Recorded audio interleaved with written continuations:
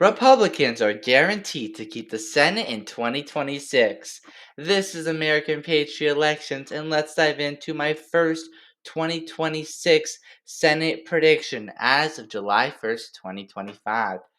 A quick interjection into how the Senate works. You'll notice that here, not every state is highlighted. That's because not every state has a Senate election, because the Senate is divided into three classes: Class 1, Class 2, and Class 3. These classes are elected every 6 years. Class 1 was elected in 2018 and 2024. The next term is 2030. Class 2, our class, was 2014, 2020, and now 2026. Let's start with all the states that Trump won by at least 15. There are no Democrat incumbents in these states, and let's be real, Trump won the state by 15. Republicans are probably going to win it by a safe margin. So let's start with Idaho, Montana, Wyoming, South Dakota, Nebraska, Kansas, Oklahoma, Arkansas, Louisiana, Mississippi, Alabama, Tennessee, Kentucky, West Virginia, and South Carolina. Notice the Republicans are already at 46 seats, and because they have the presidency, they only need 50 seats to keep the Senate. They only need 4 seats from here. And Democrats, they're in a much worse position because if you do this with them, they only get Massachusetts, meaning Democrats are starting at 35 and Republicans are starting at 46. This map is very advantageous to Republicans. But let's look at the general trends of 2026. As of now, Trump's approval rating is 45.5 according to Nate Silver's The Silver Bulletin, which shows that he's slightly unpopular, meaning that there's going to be a swing against him, meaning that Democrats are going to do decently well this midterm. But 45.5% isn't that bad. And if it doesn't get any worse, I don't anticipate the swing to be horrible. Meaning that, let's say a Kamala won a state by 10, maybe the Senate seat will be D plus 13. It's not going to be a huge swing left, but it will be a swing left. Speaking of states that Kamala won by at least 10, Oregon, Illinois, which has a retiring incumbent, Delaware, and Rhode Island. I think all four of these states are pretty easily going to go blue. Now you have Colorado. Kamala won it by 11. This used to be a much redder state, but at this point, it's completely lost for Republicans, and I could honestly see it going blue by 15 points. Now let's get to the more competitive states. These are states that Trump won by less than 15 and Kamala won by less than 10. Let's start with a state that Trump won by 13, Alaska. Alaska's race is very uh, low profile. Alaska uses ranked choice voting, and they have an incumbent running for re-election. If you look at this map, the light red is Republicans running for re-election, light blue is Democrats running for re-election, dark red is Republicans retiring, dark blue is Democrats retiring. When you have an incumbent running in a decently red state, it's pretty safe to say that even though it's going to be an unfavorable year for Republicans, they'll still win. So that's true for Alaska. It's also true for Texas. We don't know for sure if Cornyn is going to keep on running. I'd actually put my money on him retiring, but even then, it's Texas. I don't see that seat going blue, and it's pretty likely that the seat goes red by at least 10 points. The next state is Florida, and Florida, as you guys know, has been skyrocketing Republican over the past few years. There's no reason to think that this year should be any different, so Florida goes easily to the Republicans. Now you got Iowa and Ohio. Now these states are interesting. These states voted for Obama by pretty big margin, but again, they've been skyrocketing recently. Trump won Ohio by 11.2 and Iowa by 13.2. As you can see, they both have incumbents running for re-election, and I think Iowa and Ohio are both going to be decided by pretty heavy margins Republican, but I think that Ohio is going to stay below 10 while Iowa is going to stay above 10. Now, if you see 51 seats Republicans, they already have the Senate. Now, they could lose all of these seats and they'll still win the Senate. And I wouldn't be surprised if they do lose them all because Republicans are not great at the Senate. This is the map of the 2024 presidential election. Pay attention to Arizona. Trump won by 5.5. In the Senate, it went blue by 2.4. Nevada, Trump won by 3.1. Senate blew by 1.6. Trump won Wisconsin and Michigan, and it went voted for Democrat senators.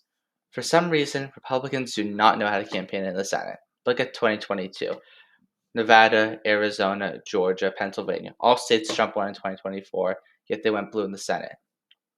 Meaning that, Republicans, Senate Republicans do not have their act together. I think they're getting better, but I don't know if they're good enough for me to think that they'll be any different this year.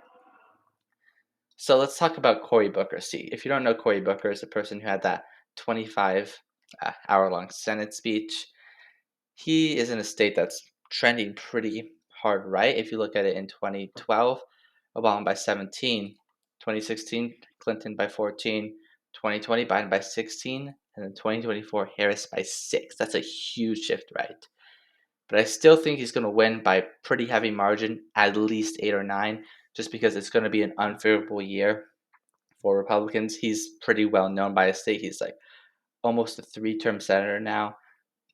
And Republicans are struggling to get their base out, especially this new minority base that they built. I doubt that they'll show up in a state like New Jersey in a midterm.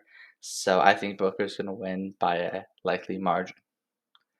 The next state is Virginia. Now, Virginia is almost the opposite of New Jersey, as New Jersey was blue and then it's shifting red. Virginia was the opposite. Virginia used to be red and then it shifted blue, and it has gone since. Harris only won it by 5.8, but if you compare that to Biden 10.1, that's a shift, right? But compared to the entire country, it's not significant. I think Virginia is going to go blue by at least 10 points. They have an incumbent running for re-election. The next state is New Mexico. Same situation. It's a likely Harris state. She won it by, I think, 6. Yeah, she won it by 6. And you have a Democrat incumbent running for re-election. It's going to be an unfavorable year for Republicans. He's going to win it by at least 10.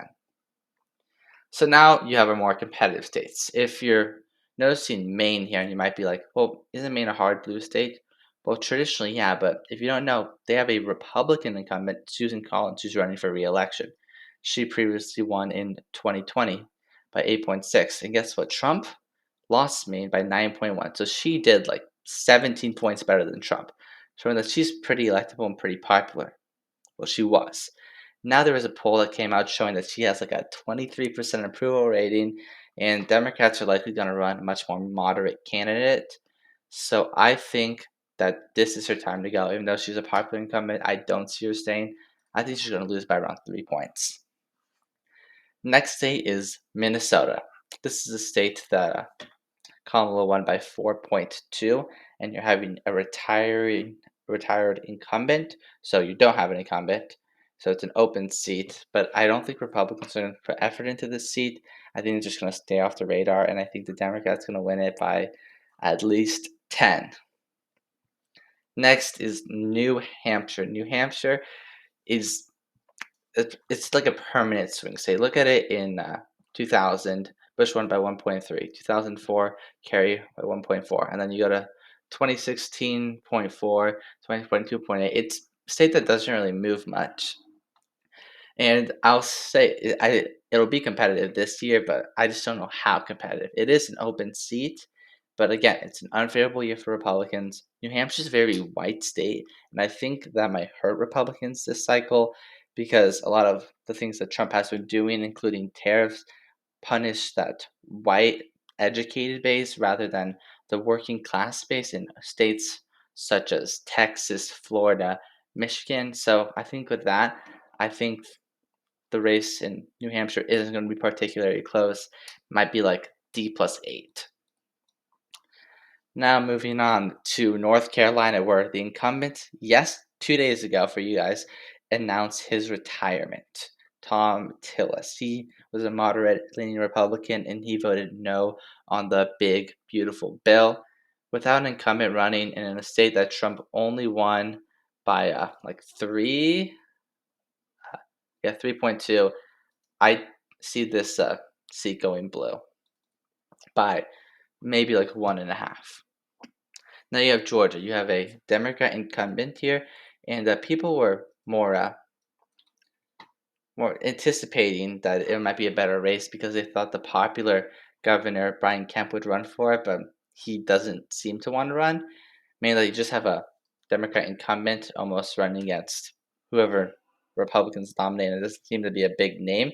It is a state that Trump won by 2.2, but it's a state that used to be red and it's just been getting bluer and bluer and bluer. This year, a little different, but I just can't see Georgia going Republican, especially against an incumbent. Lastly is Michigan. Michigan is the state without the incumbent where Senator Peters is retiring. He won previously by 1.7 in a state that at the time Biden won it by 2.8, but Michigan got redder. Trump won it by 1.4, and this I think will be the closest Senate race because you have two non-incumbents. But ultimately, as I said previously, I don't think the Republicans have a good Senate committee. The NRSC kind of sucks.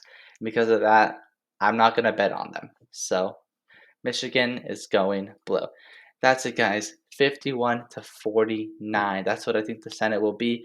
So the Republicans will lose two seats. They're going to lose the seat in Maine, and they're going to lose the seat in North Carolina. But that's been American Patriot Elections.